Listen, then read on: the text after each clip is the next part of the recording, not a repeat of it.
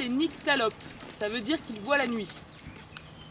Ils distinguent très bien les formes. Il semblerait en revanche qu'ils ne voient plus les couleurs la nuit.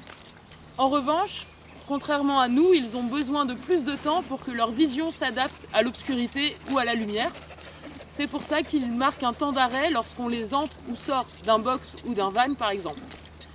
En sortie de nuit, on va justement éviter de fonctionner à la lampe frontale et d'allumer soudainement cette lampe frontale risque de les éblouir complètement. Ils vont avoir un effet de surprise et un vrai temps d'arrêt parce qu'à ce moment-là, ils ne voient plus rien. On va évidemment s'éclairer sur toutes les portions de route, pas pour voir, mais pour être visible par les automobilistes qui ne s'attendent évidemment pas à voir un troupeau de chevaux sur la route.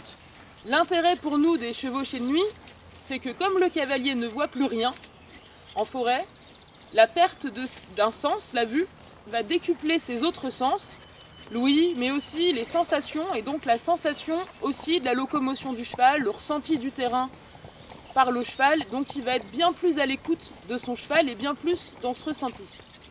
Ça permet aussi d'apprendre à faire confiance au cheval, puisque le cheval voit très bien et s'oriente parfaitement à 3 jours autour de chez lui, par exemple.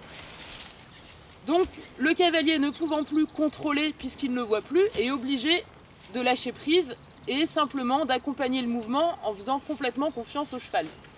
L'autre intérêt également, c'est qu'en randonnée sur des ouvertures d'itinéraires, mais même sur des promenades, si j'ai l'expérience de ces chevauchés de nuit, je ne vais plus m'inquiéter si la nuit tombe, parce que je sais, si je suis en promenade, que mon cheval saura me ramener aux écuries.